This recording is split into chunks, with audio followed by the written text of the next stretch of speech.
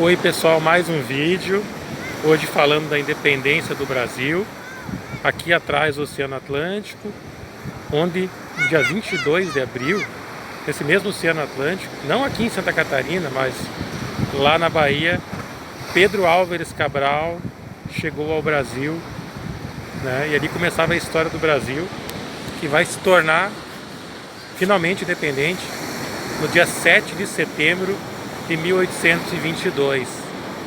Mas antes desse 7 de setembro acontecer, algumas coisas no mundo teriam que acontecer para que acontecesse a independência do Brasil. Lembrando da era napoleônica, né, as guerras napoleônicas, existia o chamado bloqueio continental, onde as nações da Europa estavam proibidas de fazer negócio com a Inglaterra, decreto imposto por Napoleão Bonaparte. Portugal, no meio de França, de Inglaterra, ela, se pendesse para o lado inglês, ela ia ser punida pela França. A Portugal, ela tinha uma parceria econômica com a Inglaterra fazia muitos anos. E como Dom João VI não queria fazer o bloqueio continental contra a Inglaterra, Napoleão Bonaparte invadiu Portugal. Mas antes de ele invadir Portugal, Dom João VI, na época, príncipe regente, porque a mãe dele era a rainha Maria, era chamada Maria Louca, né, porque ela já estava meio demente naquela época. E na verdade quem governava era Dom João VI, o príncipe regente. Ele organiza a fuga da família real portuguesa com cerca de 15 mil pessoas. Toda a família real portuguesa fugiria para o Brasil, junto da nobreza portuguesa. Em várias embarcações escoltadas pela Inglaterra, eles conseguem fugir para o Brasil. Eles chegam no Brasil em 1808. A independência do Brasil seria só em 1822.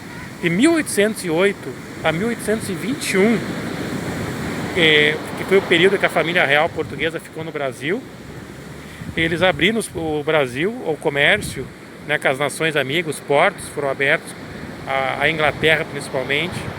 O Brasil se desenvolveu como não tinha se desenvolvido em todo o período colonial.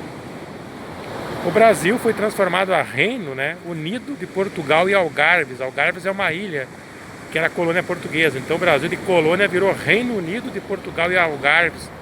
Rio de Janeiro virou a capital do Reino Unido de Brasil, Portugal e Algarves. Então a capital de Portugal foi transferida para o Brasil, né?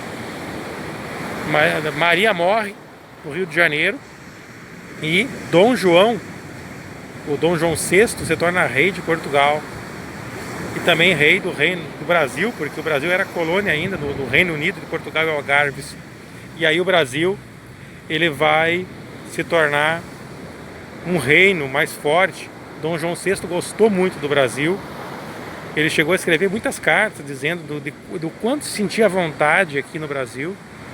Mas existiu uma revolução em Portugal chamada Revolução Liberal do Porto, onde as cortes estavam fazendo uma revolução liberal em Portugal. Dom João VI é obrigado a voltar para Portugal.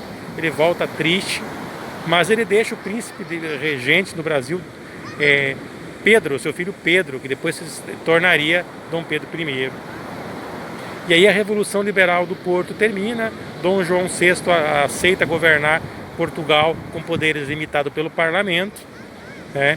E as cortes portuguesas, em 9 de janeiro de 1822, mandam uma carta, né, para Dom Pedro I, que ainda não era Dom Pedro I, era só Dom Pedro, pedindo para que ele voltasse do Brasil para Portugal. E ele não volta, né? E ele, numa janela do palácio, ele diz assim: se é para o bem geral da nação, diga ao povo que eu fico. Dom Pedro rejeitou, não quis voltar.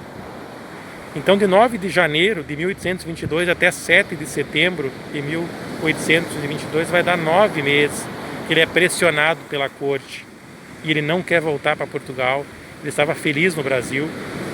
Ele tinha um grande homem ao lado dele, seu futuro ministro, José de Bonifácio. José de Bonifácio foi o homem que ajudou o Brasil a ter sua primeira Constituição. Foi o homem que fez a carta, a Declaração de Independência do Brasil. José de Bonifácio de Andrade Silva é, bem dizer, o fundador do Brasil, da independência do Brasil. Dom Pedro I tinha uma esposa fantástica, culta, letrada, amante das artes, da música, do teatro. A Leopoldina, uma austríaca, né? Leopoldina de Habsburgo, uma das cortes mais importantes da Europa. Leopoldina, junto com José de Bonifácio, convencem que o melhor caminho para o Brasil era se tornar independente. E no dia 6 de setembro de 1822, Dom Pedro estava em Santos, visitando José de Bonifácio de Andrada e Silva. Depois ele começa no outro dia, no 7 de setembro, de manhã bem cedo, ele começa a subir a Serra do Mar, de Santos para São Paulo. Quando ele chega em São Paulo, nas margens do Rio Ipiranga, é entregue uma carta para ele. Mas é verdade, ele sentiu uma dor de barriga tremenda, né? Ele vai ali, né, fazer suas necessidades. Depois ele lê a carta, ele fica indignado com a carta, que era uma carta do pai dele, intimando que ele voltasse para Portugal. Ele não aceita, ele dá aquele grito nas margens do Rio do Ipiranga, independência ou morte, dizendo que a partir daquele momento o Brasil estaria independente de Portugal. Começaria a nossa luta pela independência, que vai ter muitas batalhas no Nordeste, né? Dom Pedro I vai convocar um herói da independência da América Espanhola, o escocês Thomas Alexander Cochrane. Ele vai reunir alguns mercenários de guerra e vai guerrear no Nordeste, porque o Nordeste ainda ficou leal a Portugal. Maria Quitéria, que era uma mulher que se vestia de homem para lutar no exército do Brasil a favor da nossa independência. O Brasil ainda teria que pagar uma dívida para Portugal, vai fazer empréstimo com a Inglaterra para pagar a independência do Brasil. Começava a história do Brasil independente em 1822, e até hoje nós estamos lutando para que tenhamos um Brasil próspero, um Brasil realmente independente, um Brasil livre da corrupção, um Brasil patriota, um Brasil dos valores da família, os valores do cristão sejam preservados, um Brasil onde se tenha respeito à bandeira nacional, respeito ao dinheiro público, um Brasil que tenha respeito aos seus empreendedores, um Brasil onde a educação pode se tornar referência mundial. Ainda temos muitas coisas a conquistar nesse Brasil que luta ainda para ser verdadeiramente independente.